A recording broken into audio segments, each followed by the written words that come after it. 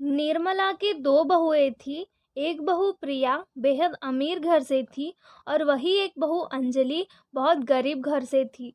अंजलि घर के सारे काम करती थी, फिर भी निर्मला से रोज ताने सुनना पड़ता था। इतना ही नहीं, अपनी देवरानी प्रिया से भी खरी खोटी सुनना पड़ता था। रोजाना की तरह अंजलि कामों में जुटी हुई थी।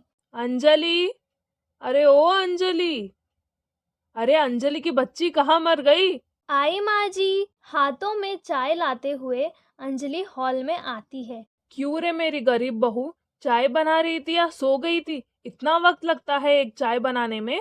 माँ जी, घर में इतना काम रहता है कि कठपुतली के जैसे काम करना पड़ता है। अरे मेरे जमाने में तो औरत पूरे घर के काम मिनटों में कर देती थी और तुझे करने में दिक्कत हो रही है। और मेरी प्रिया बहू के लिए चाय क्या तेरा बाप लाएगा? माँ जी, देवरानी अपना हाथ पांव चला सकती है, चाहे तो खुद बना के पी लेगी। क्यों, तेरे हाथ पांव में मेहंदी लगी है क्या?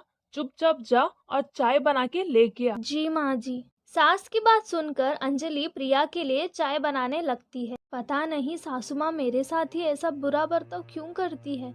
ऐसा लगता है मैं इस घर की बहू नहीं, काम वाली हूँ। पता नहीं देवरानी जी ने क्या जादू किया है। माँ जी सिर्फ उसी की ही गुणगान करती है और मेरी गरीबी की सिर्फ मजाक उड़ाती रहती है। गरीब बहू की बेबसी साफ जाहिर हो रही थी। जहाँ गरीब बहू की दशा नौकरानी से भी बदतर थी, वहीं प्रिया देवरानी होके भी अपनी जेठानी पे सिर्फ हुक्म चलाती रहती थी। एक दिन हॉल में निर्मला और उसकी अमीर बहू प्रिया बैठे थे। सासू माँ, आपको पता है मेरी माँ ना मेरे लिए कंगन बनवा रही थी, तो मैंने आपके लिए भी बनवाने बोला है। अरे वाह, ये तूने बहुत अच्छा काम किया। मैं भी तेरे लिए बहुत सुंदर सी साड़ी लाई हूँ। सासू माँ, इसकी क्या जरूरत थी? जरूरत कैसे नहीं थी? मैं चाहती हूँ मेरी प्रिया बहू हमेशा सुंदर लगे, इसलिए ये सुंदर सी साड़ी लाई हूँ तेरे लिए। और फिर तेरे सास के पास पैसों की कमी है क्या? तभी अंजलि निर्मला से कहती है, माँ जी आपने देवरानी के लिए इतनी सुंदर साड़ी लाई है, तो लगे हाथ मेरे लिए भी महंगी नहीं, कम से कम एक साड़ी लेके आती थी। क्यों रे मेरी गरीब बहू, मेरे पास क्या पैसों के पेड़ लगे हैं? अभी फिलहाल नहीं है पैसे, जब पैसे होंगे तभी देखा जाएगा। लेकिन माँ जी, कुछ देर पहले आप कह रही थी पैसा ही पैसा है। निर्मला गुस्सा हो जाती है। इस मौके का प्रिया फायदा उठाते हुए बोलती है, इसका मतलब मेरी ये गरीब जेठानी मेरे ऊपर आंखें गड़ाए बैठी हुई है। हर चीज में बराबरी करनी जरूरी है क्या जेठानी? प्रिया तुम क्या सेलिब्रिटी नहीं हो जो मैं तेरी देखा देखी करूंगी। देख लीजिए माँ जी, ये गरीब जेठानी कहीं का गुस्सा कहाँ उतार रही है। एकदम सही बोल रही है तू बहू। एक काम ठीक से नहीं करती और जुबान केज के जैसे चलती रहती है। इतना बोल के निर्मला वहां से उठ के अपने कमरे में जाती है। तभी प्रिया कहती है, सासू माँ की गरीब बहू, तुम कुछ भी कर लो, तुम मेरी जगह कभी नहीं ले सकती। तुम हमेशा मेरे से ऐसी ही बात करती हो। मैं तेरे से बड़ी हूँ, जेठानी हूँ। इज्जत से नहीं तो भी कम से कम अच्छे से बात कर लो। अच्छे से बात करना तो दूर, तुझे मुंह भी ना लगाऊं मैं। ये सब बातें प्रिया का पति सुनील सुन लेता है। प्रिया, तुम भाभी से ऐसे कैसे बात कर रहे हो? आप बीच में ना पड़े वही अच्छा है। इतना बोल के प्रिया चली जाती है। भाभी, मैं प्रिया की तरफ से माफी मांगता हूँ। अरे देवर जी, आप क्यों माफी मांग रहे हैं? इतने साल हो गए, मेरे लिए रोज का है। भाभी, आप मुझे पहले ही बताना चाहिए था। आप फिक्र मत करिए, मैं प्रिया को समझाऊंगा। प्रिया, ये क्या तरीका है भाभी से बात करने का? ऐसा सब बोल के सुनील प्रिया को समझाने लगता है और सुनील को लगता है प्रिया समझ भी गई।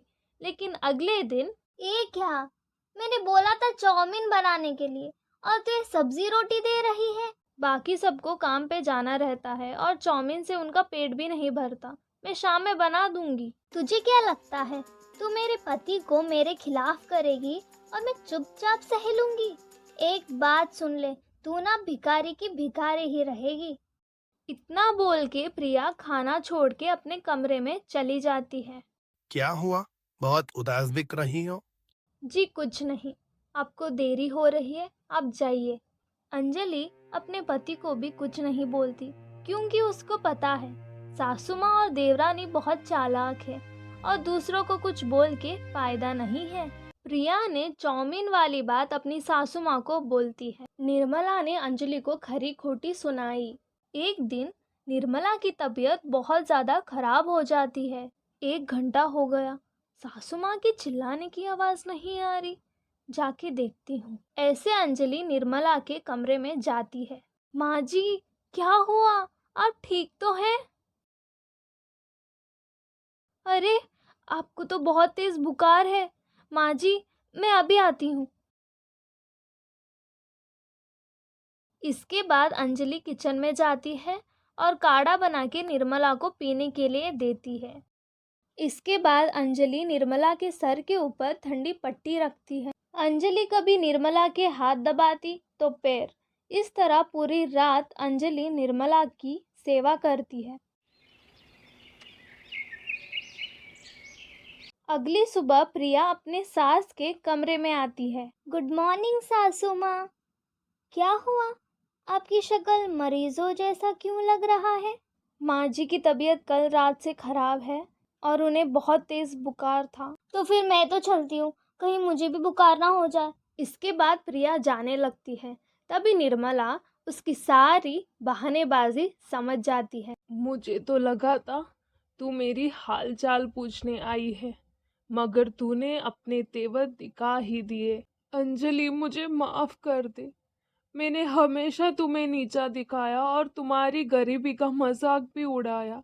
शायद इसी कारण भगवान ने मुझे सजा दी है। माँ जी, बीती बातों को याद करके दुखी मत होइए। जो हुआ उसे भूल जाइए। सास का अपनी जेठानी की तरफ ऐसा व्यवहार देखकर प्रिया बहुत जलने लगती है और वहां से चली जाती है। कुछ दिनों में निर्मला ठीक हो जाती है और अभी उसको सबक मिल गया था, इसलिए वो अपनी बड़ी बहू अंजलि से ज़्यादा प्यार करती है।